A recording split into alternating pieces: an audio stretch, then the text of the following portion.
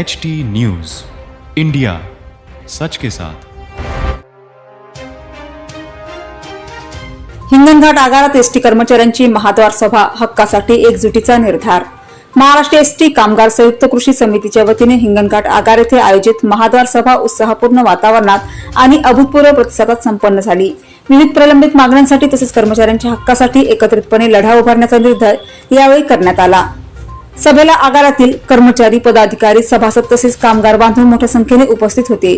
वक्त्यांनी एसटी कर्मचाऱ्यांच्या विविध प्रश्नांवर भाष्य करत संघटित राहण्याचे महत्त्व अधोरेखित केले। कर्मचाऱ्यांच्या न्याय मागण्या पूर्ण होईपर्यंत संघर्ष सुरूच राहील असा इशाराही यावेळी देण्यात आला। सभेच्या यशस्वी आयोजनासाठी उपस्थित सर्व कर्मचारी, पदाधिकारी व सभासदांचे आभार मानण्यात आले। एकजूट हीच आपली ताकद आणि एसटी कर्मचारी एकता जिंदाबाद अशा घोषणांनी परिसर दणाणून गेला। यावेळी कर्मचाऱ्यांनी आपल्या हक्कासाठी एकदिलाने लढा देण्याचा निर्धार व्यक्त करत संयुक्त एसटी कामगार कृती समितीला भक्कम पाठिंबा दिला।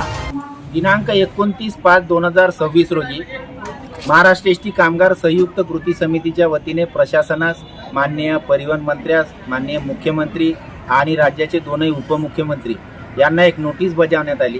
त्या नोटिसीमध्ये कर्मचाऱ्यांचे जे आर्थिक प्रश्न प्रलंबित आहेत त्या विषयावरती सर्व मुद्दे त्यांना लेखी स्वरूपात नोटिसीनुसार सादर करण्यात आले। त्या अनुषंगाने आंदोलन करताना 3 टप्प्याचं आंदोलन ठरवण्यात आलं होतं। पहिला टप्पा 15 जून, दुसरा टप्पा म्हणजे आज 22 जून आणि तिसरा अंतिम टप्पा म्हणजे 29 जून अशा 3 टप्प्यात आंदोलन ठरवण्यात आलं। त्याच्यातला पहिला टप्पा 15 तारखेचा वर्धा विभागात पार पडला। दुसऱ्या टप्प्याच्या अनुषंगानं येणाऱ्या या आजच्या रोजी आपण सर्व विभागात वर्धा, तळेगाव, पुलगाव, आर्वी, हिंगणघाट विभागीय कार्यालय, विभागीय कार्यशाळा यावरती प्रवेशद्वारावर द्वारसभा कर्मचाऱ्यांसाठी आयोजित केलेली होती। त्यांना सविस्तरपणे आपले जे प्रलंबित कर्मचाऱ्यांचे विषय आहेत त्याच्यावरती साधक बाधक अशी चर्चा करण्यात आली। आजच माननीय परिवहन मंत्री यांनी मंत्रालयात सर्व कृती समितीच्या सदस्यासोबत एक बैठकीचं आयोजन केलेलं आहे। जर आजच्या बैठकीमध्ये कर्मचाऱ्यांच्या रास्त असलेल्या मागण्या मान्य झाल्या नाही तर येणाऱ्या 29 तारखेला संपूर्ण महाराष्ट्रभर बेमुदत धरणे आंदोलनाचा इशारा संयुक्त कृती समितीच्या वतीने देण्यात आलेला आहे।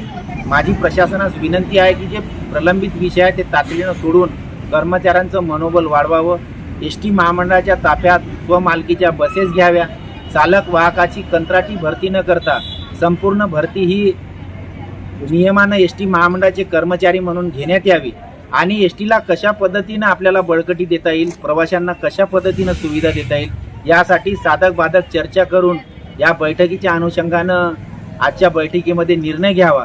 कर्मचाऱ्यांचं मनोबल जर वाढवायचं असेल तर कर्मचाऱ्यांच्या ज्या प्रलंबित विषय आहेत, ज्या मागण्या आहेत, जे आर्थिक संकट आज कर्मचाऱ्यांवरती ओढवलेलं आहे ते दूर करावं। माझी परत एकदा परिवहन मंत्री माननीय प्रतापजी सरनाईक साहेब यांना विनंती आहे की त्यांनी आजच्याच या बैठकीमध्ये आमच्या मागण्या मान्य कराव्या, म्हणजे 29 तारखेला आंदोलनापासून वंचित करता येईल।